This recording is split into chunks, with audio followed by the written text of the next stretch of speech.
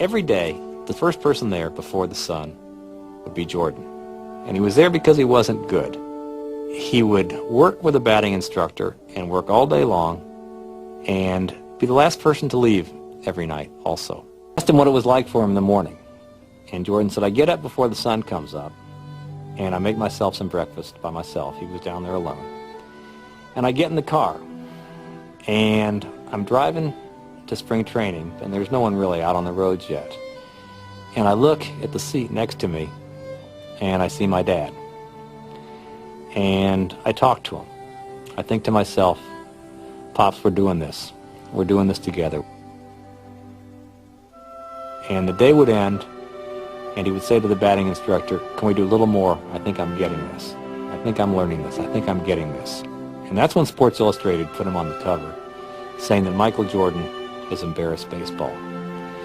And as I would watch him there every night as the sun was going down and the other ball players had left, and I would see this guy working to get better, Michael Jordan working to get better, I couldn't help thinking that if you ever have children, you ought to pray that they grow up someday to embarrass you like this. I played professional basketball for the Chicago Bulls. 32 seconds to go. A 1-point lead for Georgetown. Gordy to Black. The time, 18. Shot, Jordan!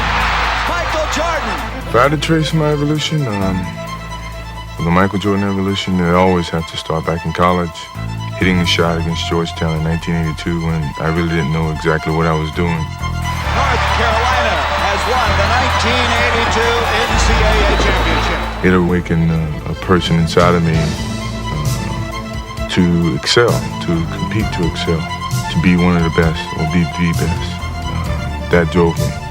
And I guess with that shot, it kind of ignited a fire inside of me that nothing was going to stop me. Cut it to one if they score. Jordan down the middle, all the way. Jordan to the hoop. Sends it out to Jordan down the lane, all the way. Basket delivered by Jordan, who has it on the break, driving all the way in. Oh, he's got an unbelievable goal. He put it in and it counts. I wanted to excel my game and isolate my game from everybody else. That I was more than just, a few dimensional. Even when it came to Magic Johnson, and I mean, Magic Johnson was a crowd pleaser. He was a good offensive player. He was a great motivator. Average defensive player. I wanted to change that. I wanted to take another step. I wanted to do all those things, that could separate me from Magic Johnson. I'm not saying he wasn't great. He still is great, but we're great in our own different way. And that was motivational for me. And to this day, it still is. I've missed more than 9,000 shots in my career. I've lost almost 300 games. 26 times I've been trusted to take the game-winning shot and missed. I've failed over and over and over again in my life. And that is why I succeed. I never feel that I'm at my best. I feel I still have room to improve. I still set goals for myself to strive for. I'm never complacent with what I've achieved. Even though it's been very successful for me, I still feel I have a lot to prove, not just as a player, but as a person, as a father, to some extent, as a role model in all aspects. So I'm never really too complacent with myself or with what I've achieved. When I get to a point where I feel I can improve as a player, I walk away from the game.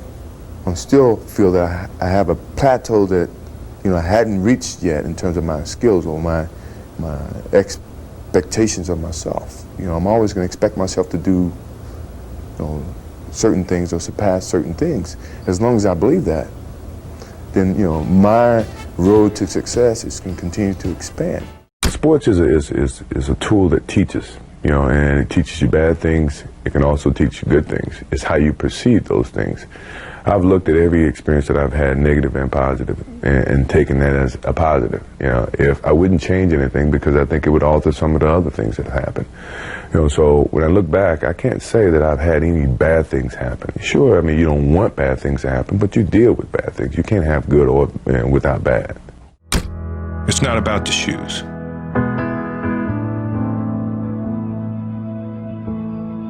It's about knowing where you're going, not forgetting where you started.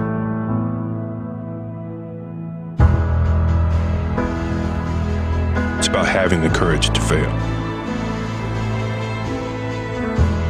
not breaking when you're broken, taking everything you've been given and making something better. It's about work before glory, and what's inside of you is doing what they say you can't. It's not about the shoes. It's about what you do in them. It's about being who you were born to be. You know, we are old, and sure, we're tired. It's been a long season, but mentally, we have a vision. We have a finish that we have to attain. You know, and sometimes you have to do it when you're old and you're tired. You know, and I think it's the test of your will to succeed when you have to deal with some of these negatives. And I'm pretty sure by the end of this playoffs, you'll see the old and the tired people were very, very young and strong mentally. Maybe it's my fault.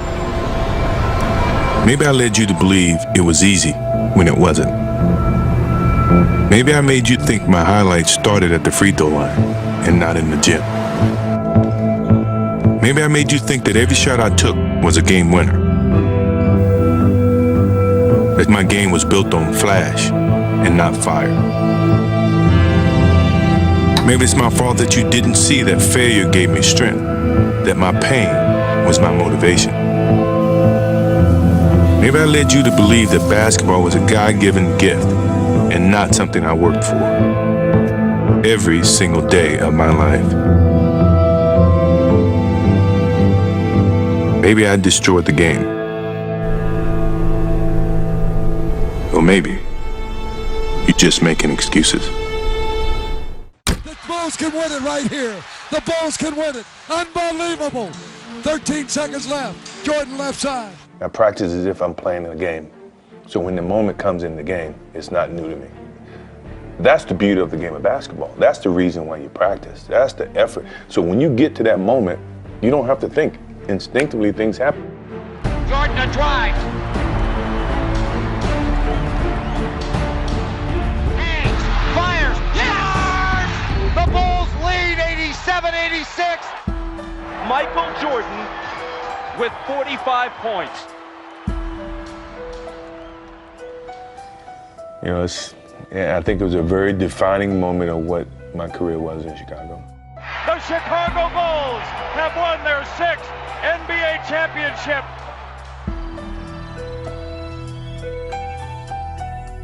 If that's the last image of Michael Jordan, how magnificent is it?